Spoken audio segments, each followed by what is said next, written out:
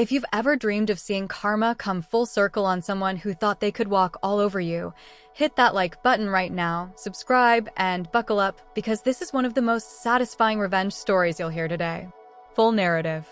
I am Bianca. I was only in my 20s when my world turned upside down. My husband and I had just welcomed our first child. I was glowing with hope, exhausted but proud. But almost immediately, he forced me to quit my job. He claimed it was better for the kids if I stayed home, but I later realized it was all about control. Fast forward 2 kids later. By the time our second was just 2 years old, I found out he was having an affair. The man I had trusted, sacrificed for, and built a family with was betraying me. And that was only the beginning. His true colors showed quickly. He became verbally abusive, emotionally cruel, and at times even physically violent. But the day he turned his abuse on our firstborn child, my breaking point arrived. I kicked him out in 2012. What came next was a nightmare I wouldn't wish on anyone. I had no family support, no affordable daycare, and no money. He outright refused to help, sneering, "The courts haven't ordered me to give you a dime." To make things worse, he lied to the bank, had my accounts frozen, and even assaulted me when I filed for default during the divorce process. Imagine being cornered, powerless, yet still trying to protect your kids. That was me. Finally, 6 months later, the judge ordered him to pay child and spousal support, $2, $5.62 a month. Of course, he refused until the court garnished his wages. By then, he was already $6,000 behind. I used that unpaid amount as leverage to get permission to move away. Life slowly started to stabilize. I remarried about a year after the divorce. But there was a detail hidden in the court documents that would later come back to haunt him. See, spousal support was supposed to end if I remarried, if the judge checked a specific box. Guess what?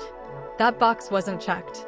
So, for that first year of my second marriage, he still paid me spousal support, around $12,000.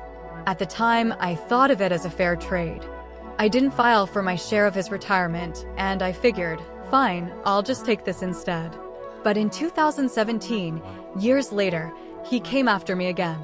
Out of nowhere, he filed for sole custody of the kids. That's when he learned I had remarried years earlier, and that he had technically overpaid me that year of spousal support. He was furious, demanding repayment, and I gave him a choice. I said, if you let me keep the $12,000, I won't touch your 401k retirement account. But if you push this, I'll file for my share. Guess what he chose? He dragged me to court.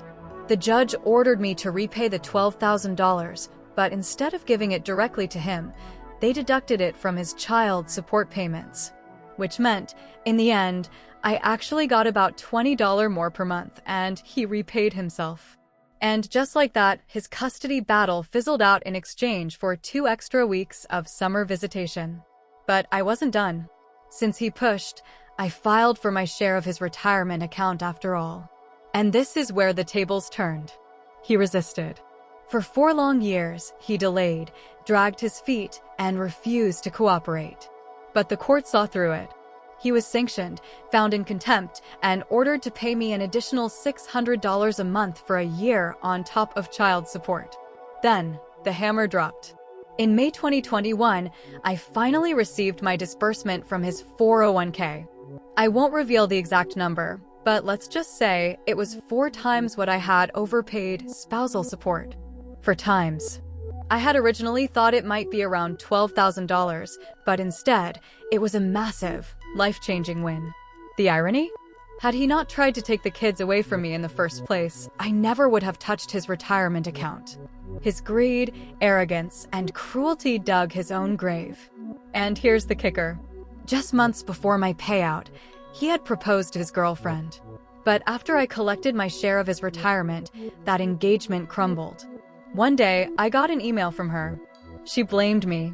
She said it was my fault he wouldn't marry her because I had stolen his retirement. She accused me of robbing him blind. I calmly told her the truth. He had a choice.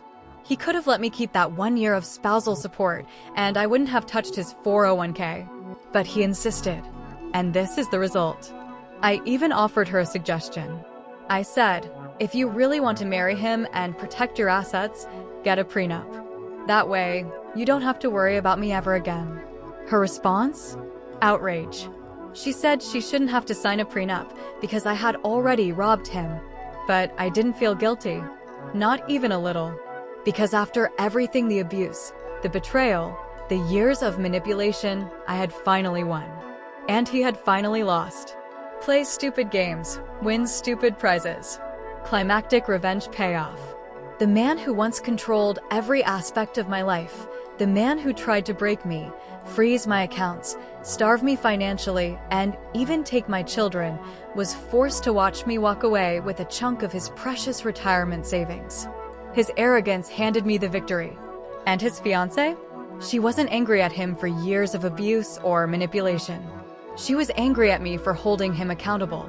That's when I realized karma isn't always fast, but it always arrives. Reflective wrap-up. Justice doesn't always come in one big moment. Sometimes it builds slowly, piece by piece, until the weight of someone's actions comes crashing back on them. In the end, my ex lost more than just money. He lost control, and he lost the future he thought he owned. Outro call to action.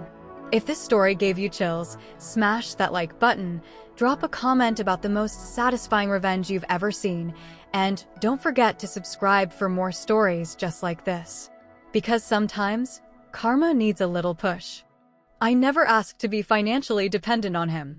He clearly indicated he wanted a court order to take care of his kids, so I got him one. I tried to be fair and take the lesser amount by taking the spousal support and not filing for his retirement. He wouldn't let me. In summary, my ex refused to pay me until support orders dropped, refused to pay until they revoked his license, tried to get me in trouble for accepting spousal support over payment, and in the end it cost him a lot of money out of his 401k.